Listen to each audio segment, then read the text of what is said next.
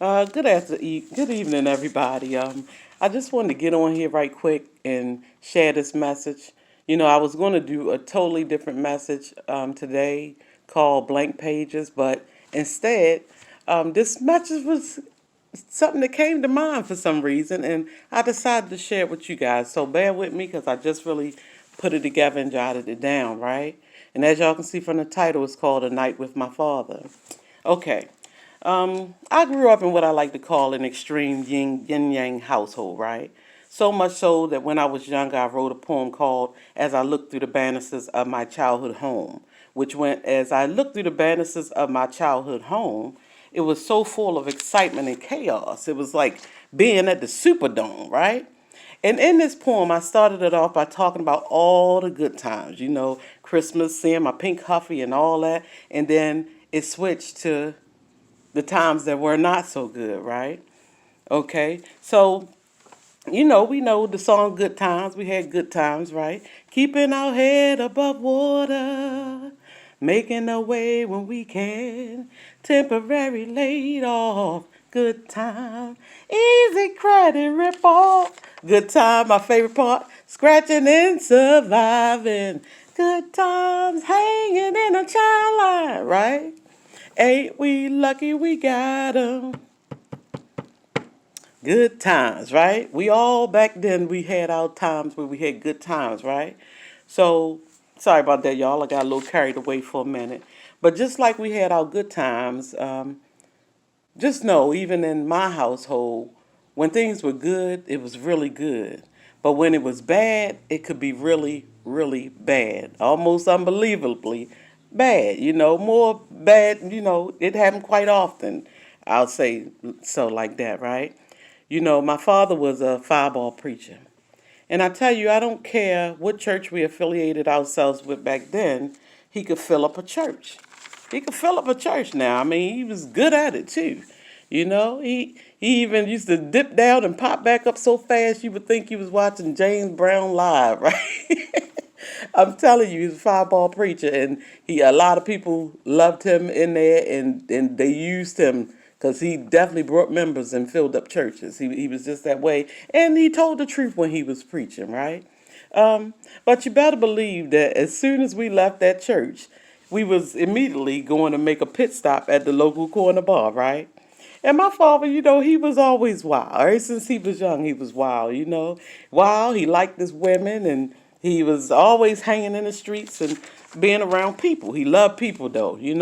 Whether it was the corner boys, corner bums, whoever, it didn't matter. He would pull up a chair and talk to just about anybody and have everybody laughing and cracking up for the most part. He just was a character, right? He was a big energy, for sure, right? But one night when I was going through a little something one time, and you had those nights where you like, I just need to get out the house, right? So I was like, well, let me see, let me take me a ride.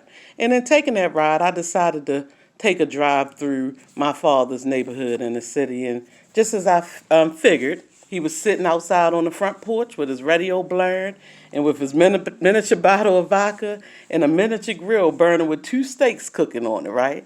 I guess y'all can say I showed up at the right time, because we all know that the smell of steaks cooking on the grill can make you forget about all your problems, right? But anyway, we talked and laughed all night long to the point it got about 4:30 in the morning, right? And at that point, he decided to turn the radio down. And basically, he told me, to hear him out for a minute. I'm like, oh Lord, let me get ready to get my car keys because he about to be tripping. And he like, no, no, Shorty. I told y'all he called me Shorty. Listen to me for a minute. And he told me, he said, I hurt a lot of people in my life. And I did a lot of bad things. But you know what, Shorty?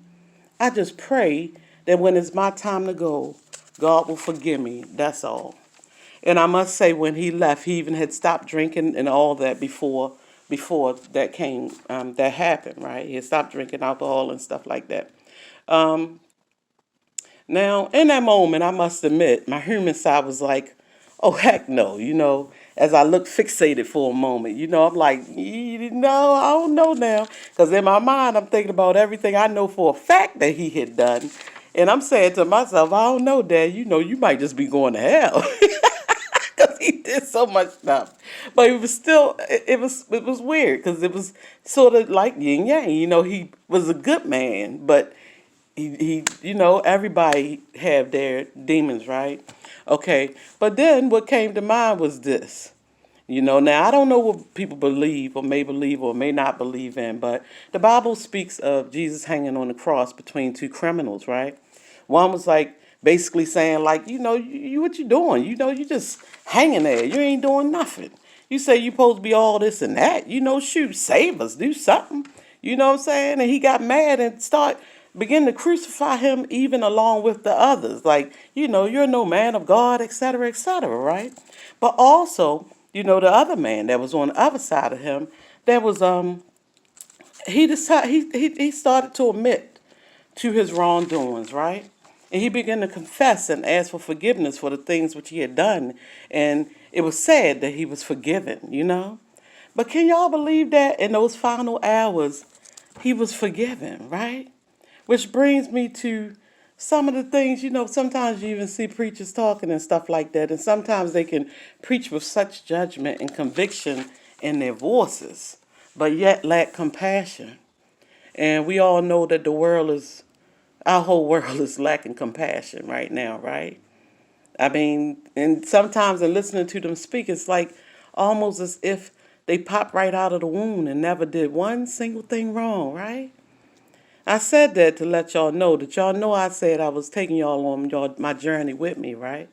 And I just don't want nobody to waste their time looking at my videos trying to see if a bad word gonna come out her mouth or anything like that, or something that I can take and look at and judge her on. And I'm gonna tell you that I can honestly say myself that I'm sure it might be a few MFers still left up in here, right? It might even be some MFers, squinchy eye MFers, black MFers, and some crazy MFers. I don't know what might come out depending on the situation, right? But like I told y'all, I started this off by talking about the yin yang, right? But what I am telling y'all is that I begin to notice that it has begun to make me uncomfortable. Which, when it begins to make you uncomfortable, this lets me know that God is moving in my life. Because in my lifetime, it's never made me uncomfortable. And it's not a thing I do regularly in the house. But when you used to kick it with your friends and all kind of stuff, and y'all doing your comedy, all kind of words be flying around, right? So I just wanted to tell y'all, though, don't get too wrapped up in sitting back and watching somebody else's flaws that you're not concentrating on your own, right? Don't do that, right?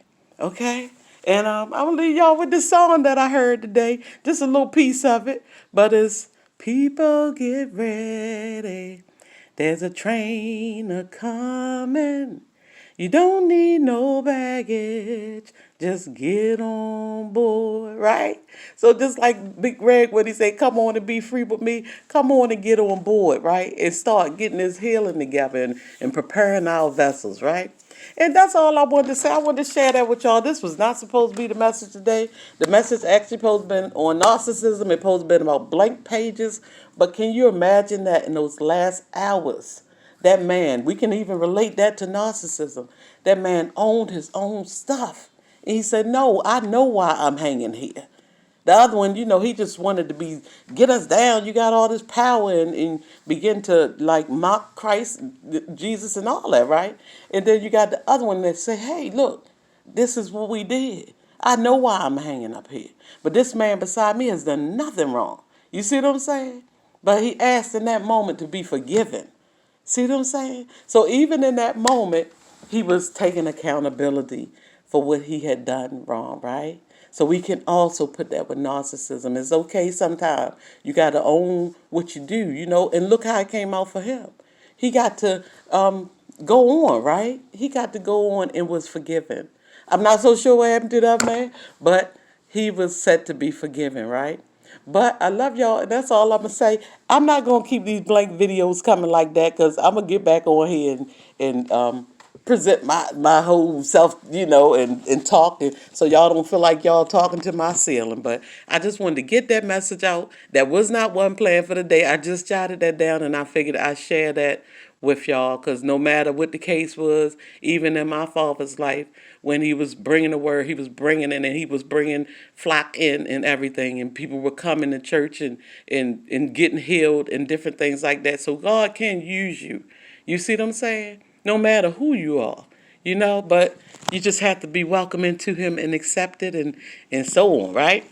But that's all I'm going to say. Y'all can see, I'm looking wild as ever. But I will see y'all on another day. I might come back on for the rest of this weekend, but I'm not sure. But I just wanted to get that into you guys about that. So have a blessed evening and eat your dinner and enjoy your weekend if I don't see y'all again, okay? All righty, bye-bye.